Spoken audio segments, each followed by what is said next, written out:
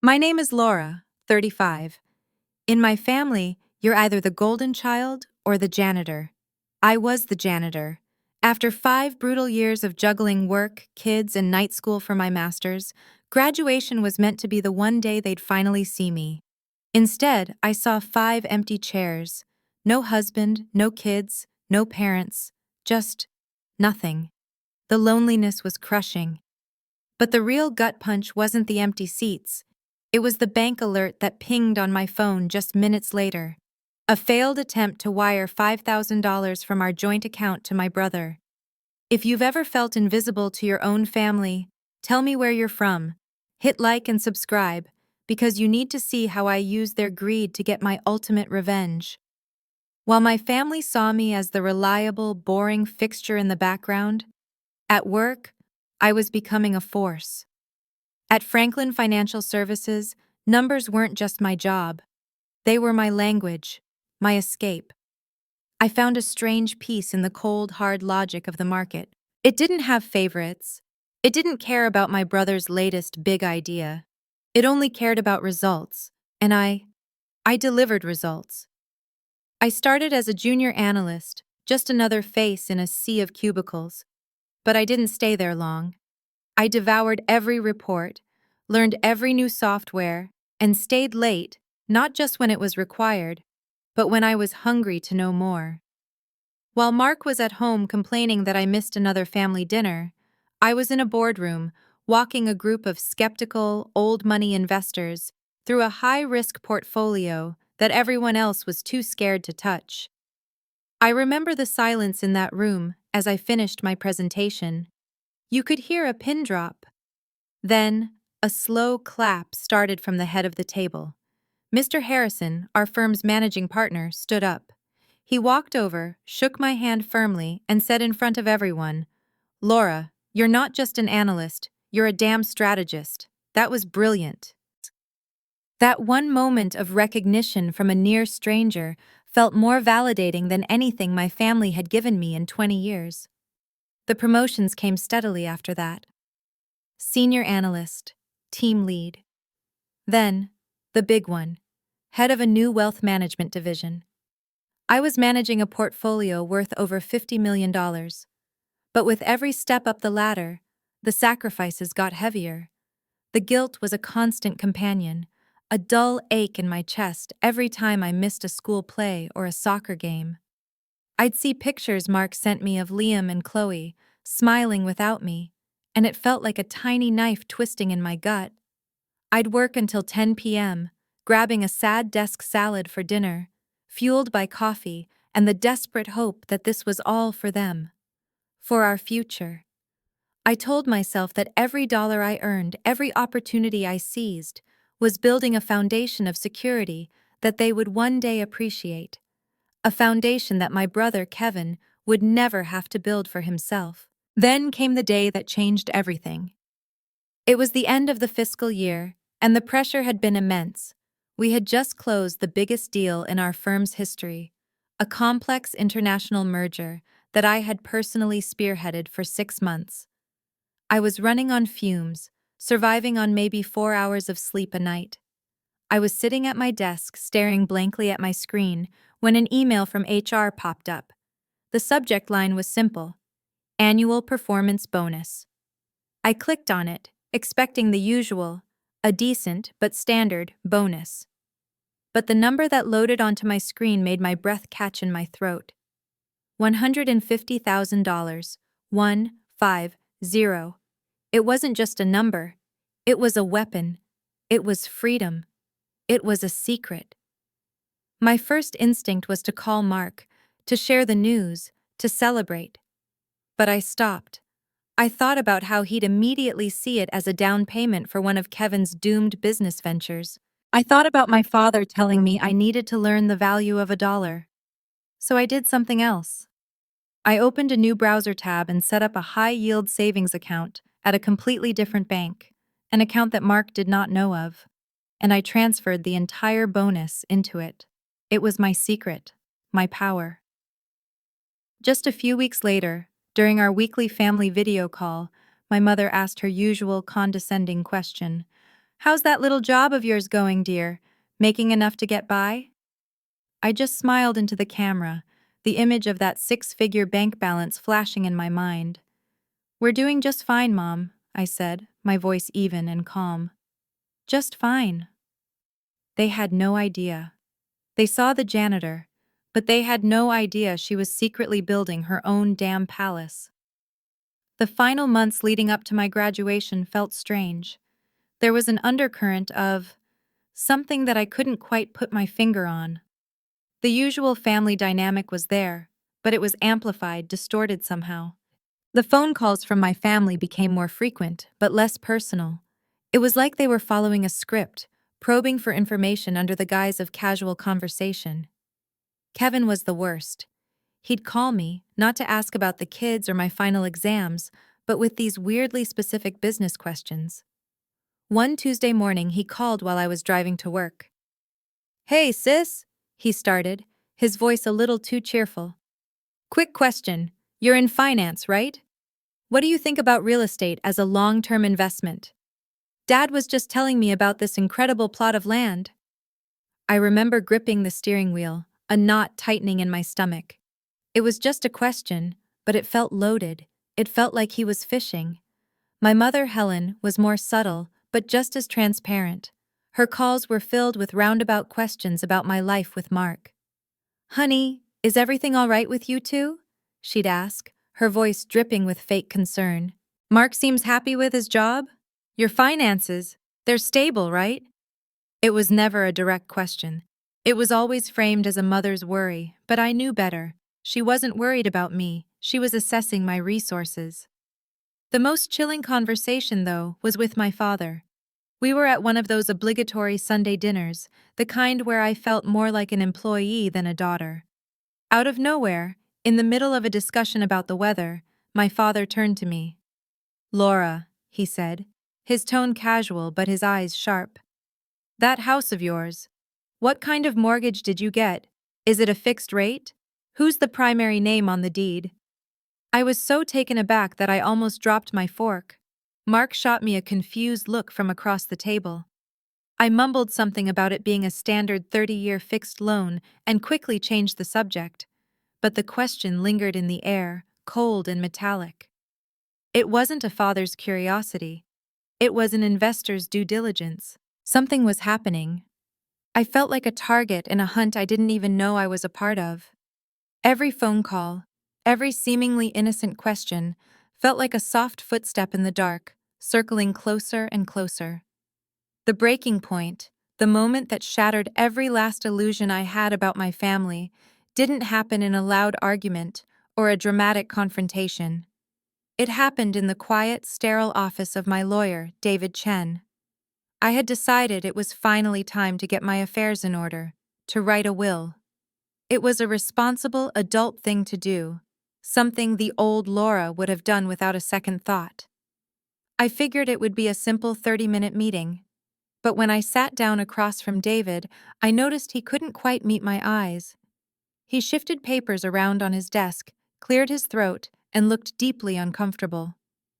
"Laura," he began, his voice low, "there's something I need to tell you. It falls under my professional obligation to disclose a potential conflict of interest." I felt my blood run cold. A conflict of interest? What could he possibly mean? He took a deep breath. "A few weeks ago, your father, Richard, and your brother, Kevin, came to my office." He paused, letting the words hang in the air. "They came here for legal advice. They wanted to know about the process of using a residential property, your property, as collateral for a substantial business loan for Kevin."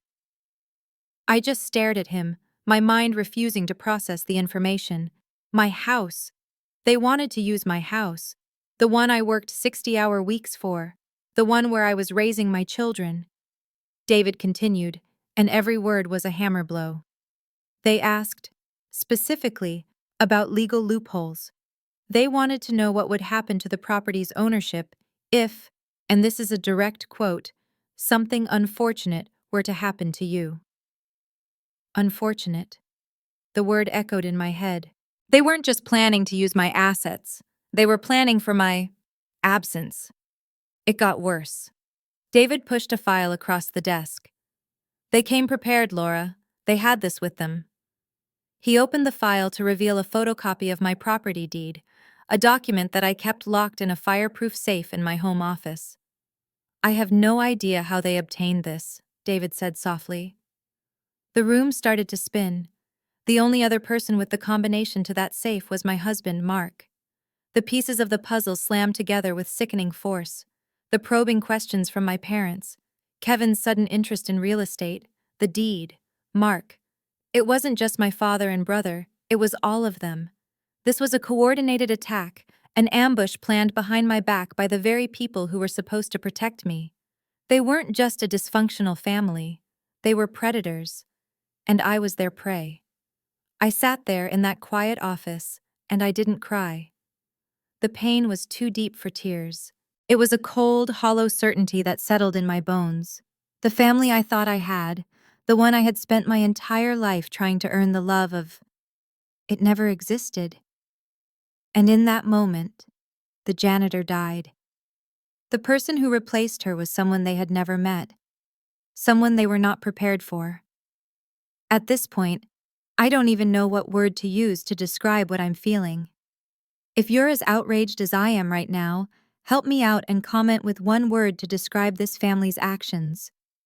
But instead of breaking down, that rage, it turned into a cold, sharp focus. The game had changed, and they had no idea I was about to rewrite all the rules.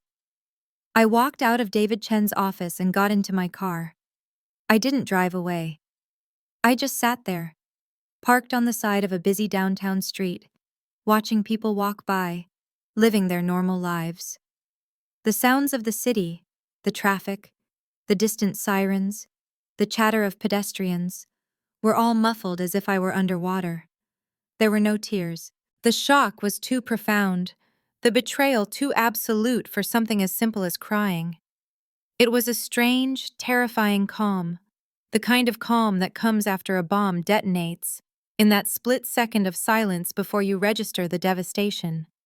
The Laura who had walked into that office an hour ago, the one who still harbored a tiny, foolish hope for her family's approval, was gone. She had been vaporized.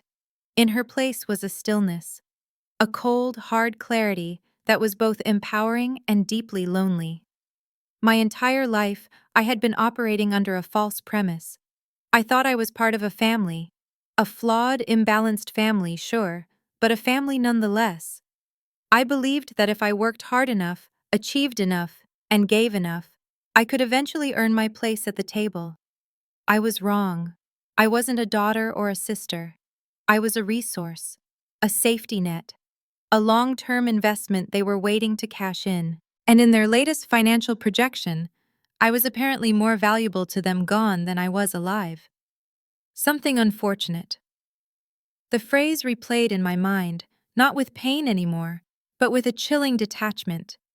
It was the language of a business calculation, a risk assessment, a cold, hard number on a spreadsheet. And in that moment, something inside me shifted permanently.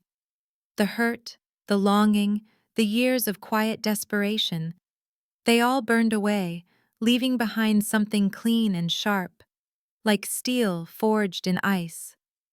I looked at my reflection in the rearview mirror. My eyes were clear. My expression was blank. It was over. No more trying, no more hoping, no more being the bigger person. Enough. This would never, ever happen again.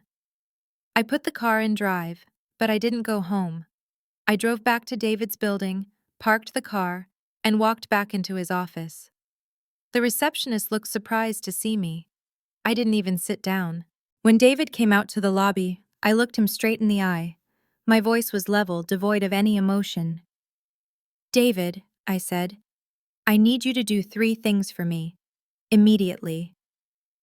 He led me back into his conference room, a look of concern on his face. I didn't give him time to ask questions. "First," I began, "I want you to draft restraining orders against my father, Richard, and my brother, Kevin." The moment they or any associate of theirs attempts to inquire about my assets or approach my property, we file them. David nodded slowly, taking notes. Second, that will were we discussing? Shred it. We're starting over. The sole beneficiaries are to be my children, Liam and Chloe. My husband, Mark, is to be explicitly excluded. And I want to add a clause, a very specific one, that in the event of my death, my parents are to have no contact with my children. None. The pen in David's hand stopped moving for a second. He looked up at me, and in his eyes, I saw that he understood the gravity of what I was doing. And third, I continued, I need the name of the best financial planner you know. Someone ruthless. Someone who specializes in asset protection. Before I left his office that day, I had an appointment scheduled for the following morning. The next day was a blur of calculated, silent action. I called in sick to work for the first time in years. My first stop was the bank, the one that held my secret savings account. I sat down with a financial advisor and, following the explicit instructions from the planner, David recommended, I move every liquid asset I had control over. The $150,000 bonus, plus a significant portion of my own savings I had built up over the years, all went into an irrevocable trust. A fortress. The advisor explained the terms clearly. Once the money was in, it belonged to the trust, and the trust belonged to my children. Not me, not Mark, not my parents. No one could touch it. It was the ultimate shield. My last stop was a security store. I bought a top-of-the-line home security system, 4 cameras, motion sensors, the works. That afternoon, while the kids were at school and Mark was at work, I installed them myself. One pointed at the front door, one at the back, one covering the driveway, and one I placed inside, discreetly on a bookshelf in my home office, pointed directly at the fireproof safe. The safe from here, my husband had stolen my property deed. As I synced the cameras to an app on my phone, I felt a grim satisfaction. My home was no longer just a home. It was my command center. Throughout this entire process, I was a ghost. To my family, I was the same old Laura. I answered their calls. I replied to their texts. When my mother called to ask what I was bringing to the next Sunday dinner, I told her I'd make my usual lasagna, my voice calm and pleasant. When Mark came home from work, I asked about his day, feigning interest. I was a perfect actress in a play, only I knew the script too. They had no idea the ground beneath their feet was about to crumble. They saw me as the janitor, the predictable, responsible daughter who would always clean up their messes. They had no idea that I was no longer cleaning up. I was planting landmines, and I was just waiting for them to take one more step. My graduation was just a few weeks away, the day that was supposed to be my celebration. Now, it was going to be their reckoning. The graduation ceremony was exactly as I expected it to be. An ocean of identical black gowns, a blur of anonymous faces, and 5 conspicuously empty chairs where my family should have been. As I walked across the stage to accept my diploma, I didn't feel pride, or sadness, or even anger anymore. I felt nothing. It was just a transaction, a piece of paper I had paid for with 5 years of my life. I found a quiet corner behind the science building afterwards, took a few obligatory selfies for the sake of appearances, and then just stood there, watching other families celebrate. The sound of their laughter felt like it was coming from another planet. And then, my phone buzzed. A text from Mark. The message was short, and the words were practically screaming off the screen. Emergency! Liam fell at Kevin's. Get to Memorial Hospital now! For a split second, a flicker of genuine panic went through me. My son, was he okay? But then the cold, hard logic took over. The timing was too perfect. The location was too convenient. This wasn't an emergency, it was a summons. I drove to the hospital, the heavy fabric of my graduation gown rustling with every turn. I didn't rush. I didn't speed. I felt strangely calm, like an actor walking onto a stage for the final scene of a play they've rehearsed 1,000 times. I walked into the ER and was directed to Bay 7. I pulled back the curtain, and the scene before me was almost comical in its predictability.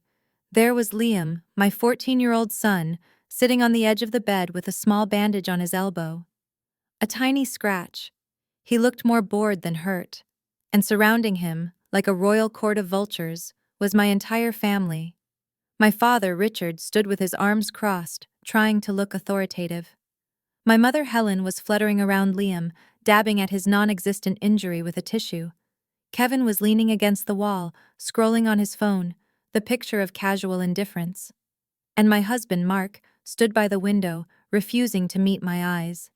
They all turned as I entered, their expressions a mixture of relief and impatience. The trap was set. My father was the one who spoke first. He always was. He cleared his throat, taking on the tone of a CEO about to deliver a difficult but necessary announcement. "Laura, thank God you're here," he said, not even bothering to ask how my graduation was. "We need to talk. It's about Kevin's project." I just looked at him, my face a perfect placid mask.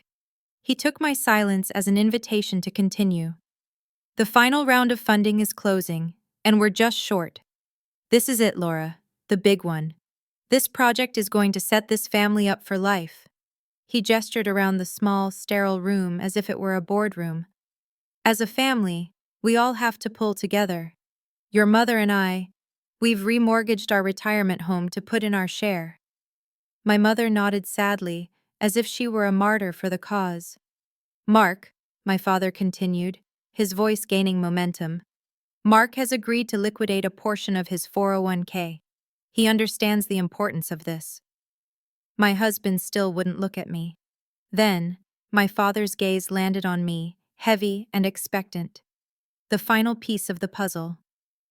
"We just need one final investment to get us over the line. $75,000. It's your turn to step up, Laura. It's your contribution." I let the silence hang in the air for a long moment. I looked from my father's confident face to my mother's anxious one, to Kevin's entitled smirk. Finally, I looked at Mark, forcing him to meet my gaze.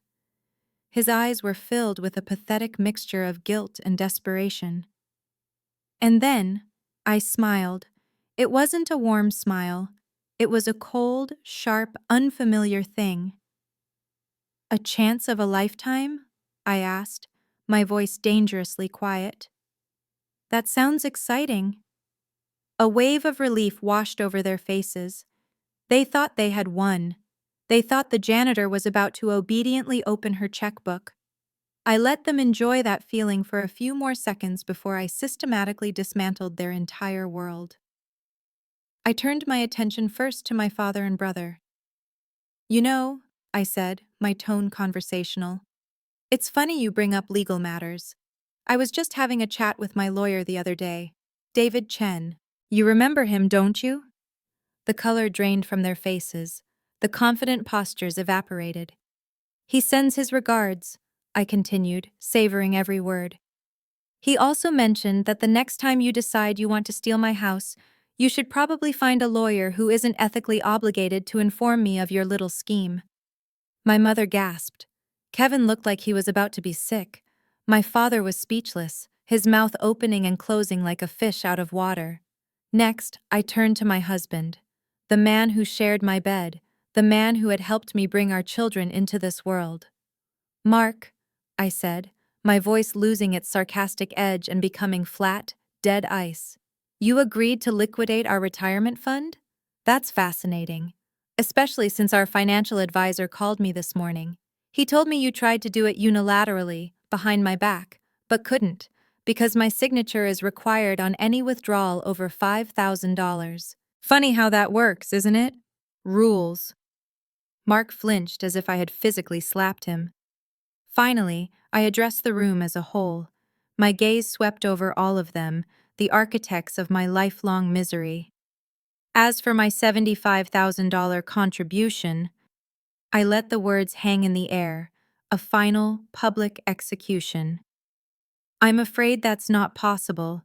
You see, after I learned that certain members of this family were inquiring about legal loopholes in the event of my unfortunate death, I decided to make some adjustments. Nearly every liquid asset I have is now sitting in an irrevocable trust in the names of my children. A trust that is so ironclad, even I can't touch it until they're both adults. I paused, letting the finality of my words sink in. So you see, the bank is closed. Permanently. Good luck with your project. I didn't wait for a response. The shock in the room was a tangible thing, a thick, suffocating silence. I turned my back on all of them and walked over to my son. I knelt so I was at his eye level, my voice suddenly soft and warm, for him and him alone. "Hey, buddy, you want to get out of here and go home with Mom?" Liam, who had been watching this entire exchange with wide, confused eyes, just nodded silently. I took his hand, then reached for Chloe's. Holding my children, my real family, I walked out of that hospital bay without a single look back, leaving the ruins of their greed and betrayal behind me. The door swung shut, and for the first time in my life, I was the one in control. The walk out of the hospital was the quietest, most peaceful walk of my entire life. Holding my children's hands, I felt a weight lift from my shoulders that I didn't even know I had been carrying for 35 years. We got in the car, and before I even started the engine, I silenced my phone. I didn't need to see what was coming. I could feel it. The shockwave from the bomb I had just detonated was about to hit, and I wanted a few moments of peace before the chaos began. The drive home was serene. I explained to Liam and Chloe in simple terms that Mom had to make some big adult decisions to protect our family, to protect them. They didn't understand everything, but they understood the finality in my voice. They understood that the old world was gone. When we got home, I locked the doors, drew the blinds, and for the first time in what felt like forever, my home felt like a sanctuary, a fortress. It was about 20 minutes later that the siege began. My phone, even on silent, started vibrating nonstop on the kitchen counter. It danced and buzzed like a live thing, the screen lighting up with a frantic, desperate rhythm. Mark, Dad, Mom, Kevin, Mark again, Dad again. An endless, cyclical barrage of calls. I ignored them all. Then came the texts. The first one was from my mother. It was exactly what I expected. Pure, unadulterated disbelief. "Laura, what was that in the hospital? This is some kind of sick joke, isn't it? Call me immediately." A joke. After everything they had done, their first reaction was to believe that my self-preservation was a joke. The denial was almost impressive. Then Kevin's text came through, laced with a familiar, entitled rage. "You think you're so smart. You just blew up this entire family. I hope you're happy." Me. I blew up the family. Not the man who conspired with his father to steal his sister's house. No, it was my fault for not letting them. I pulled up the feed from my new security cameras on my tablet, and there it was. My father's silver Mercedes screeched to a halt in front of my driveway, followed closely by Kevin's obnoxious sports car. They stormed up to my front door. My father, his face purple with rage, started pounding on the wood with his fist. Kevin was jabbing at the doorbell like a maniac. I watched them, dispassionately, like a scientist observing rats in a maze. The men who had held so much power over me my entire life were reduced to this, a pathetic, desperate display of impotent fury. They shouted my name, they rattled the doorknob, but the door was locked. The fortress held. After about 10 minutes of their pointless tantrum, they finally gave up and sped away. The quiet that descended on the house afterwards was beautiful. It was the sound of victory. Then came the next wave of the assault, the manipulation. Since brute force hadn't worked, they switched to emotional warfare. A voicemail from Mark popped up. I put the phone on speaker, a morbid curiosity compelling me to listen. His voice was unrecognizable. It was high-pitched, cracking with panic and disbelief. "Laura, "What have you done?" he shrieked. "You've ruined us. Everything we built. Our future. How could you be so selfish? When did you even do all this? You went behind my back. You betrayed me." The hypocrisy was breathtaking. He was accusing me of betrayal, the man who had given the combination to our safe to my father and brother, the man who had tried to drain our retirement account for a doomed business venture, the man who had conspired to keep me isolated and alone on my graduation day. He was the victim. Of course he was. Next, an email from my father landed in my inbox. The subject line was just one word: disappointment. The message itself was a masterclass in gaslighting and blame shifting. "I have never in my life been so profoundly disappointed in a child," it began. "Your selfish, vindictive actions today have caused irreparable damage to this family. You have chosen money and spite over loyalty and love. Because of you, your brother could lose everything. His future is now in jeopardy, and that blood is on your hands. You have destroyed everything we stand for."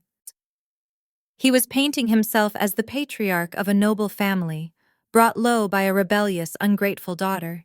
He conveniently forgot to mention the part where he and his golden son had consulted a lawyer about what would happen if I, unfortunately, died.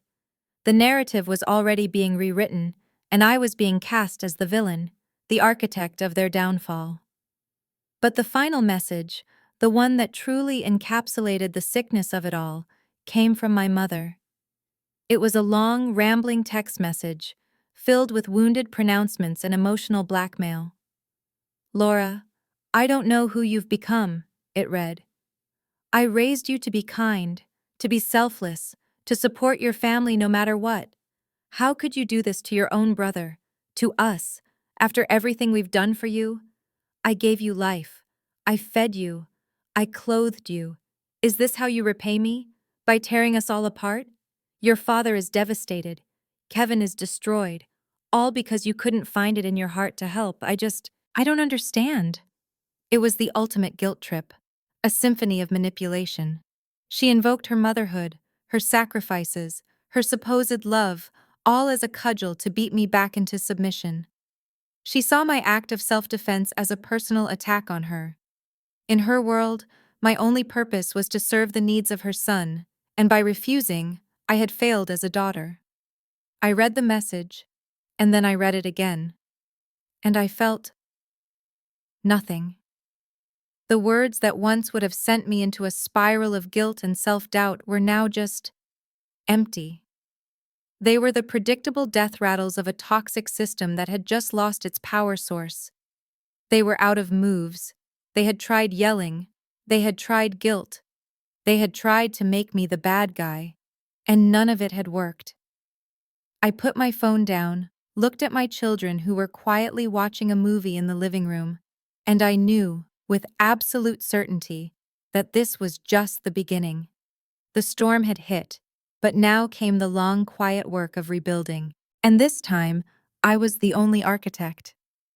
The next morning, after a night of deep, uninterrupted sleep, I woke up with a singular purpose.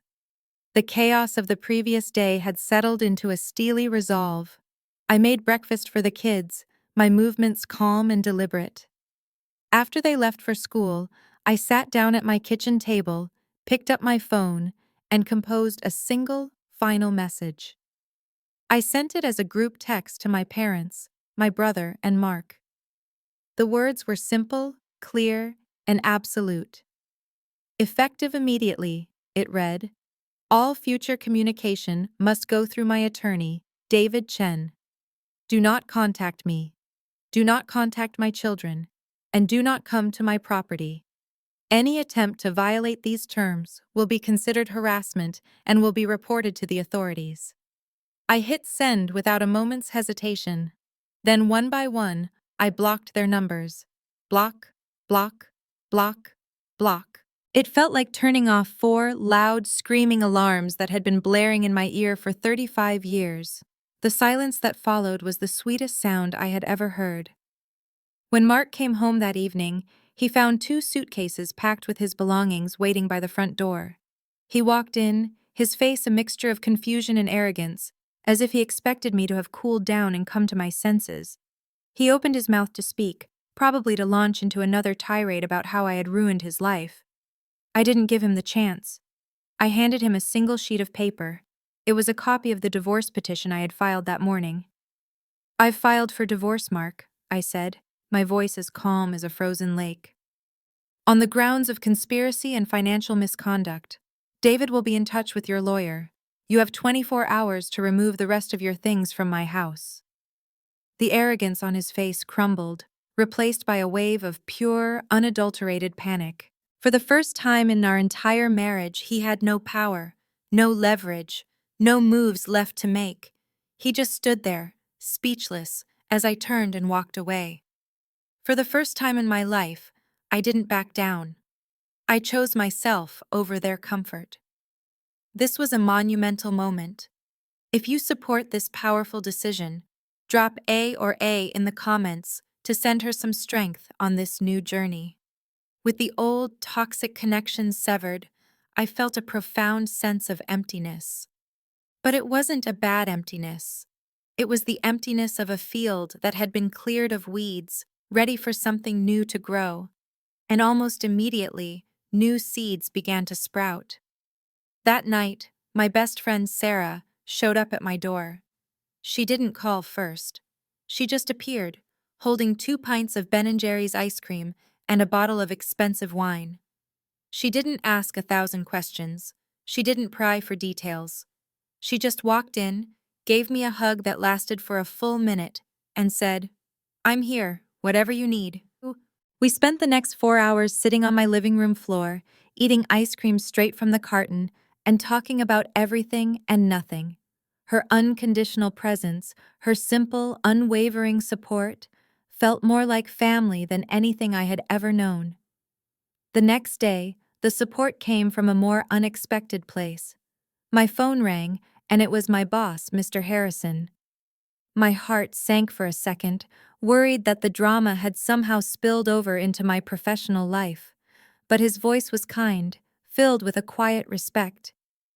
"Laura," he said, "your lawyer, Mr. Chen, gave my office a courtesy call. He didn't share any details, just that you're dealing with a serious personal matter." I started to apologize, to make excuses, but he cut me off gently. "Don't apologize," he said firmly. "You are one of the most valuable assets this firm has. Whatever is going on, take the time you need. Your job is safe. Your team is behind you. The company is behind you. Just let us know what you need." I was so overwhelmed by his decency that I was momentarily speechless. In a single phone call, my boss had shown me more loyalty and support than my own father had in my entire life. Later that afternoon, David Chen called. "Just wanted to let you know," he said, his voice professional but with an undercurrent of satisfaction. "The calls have been persistent, but they've all been handled. They know the rules now. You are secure, Laura." Secure. The word resonated deep within me. All these people, a friend, a boss, a lawyer, formed a new kind of constellation around me. A family not of blood, but of choice. A family built on respect, loyalty, and genuine care. They weren't just helping me. They were showing me what real support looked like. They were reflecting to me a value that my own family had spent a lifetime trying to convince me I didn't have. I was no longer a lone soldier fighting a war in secret. I had an army. And with them by my side, I knew I wasn't just going to survive this. I was going to build an entirely new life, one where I was the one who decided who was allowed in. 2 years have passed since that day in the hospital. 2 years. My life today is unrecognizable, and I mean that in the best possible way. After the divorce was finalized, I sold the house. There were too many ghosts in those walls. I used the profits, combined with my own savings, to buy a beautiful condominium downtown, with floor-to-ceiling windows that overlook the entire city. My kids, Liam and Chloe, have thrived. Without the constant, low-level tension of my old life, they've blossomed. Our small 3-person family has a new rhythm. We have movie nights, We take weekend trips, and we talk. Really talk. At work, I was promoted to Vice President of Franklin Financial Services.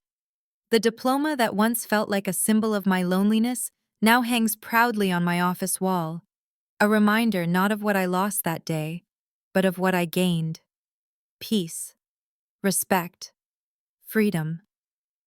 As for the family I left behind, well, reality came for them, and it came hard. The collapse of Kevin's sure thing real estate deal was catastrophic.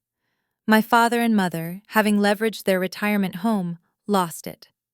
They had to sell the house I grew up in and move into a small, rented condo in a less desirable part of town.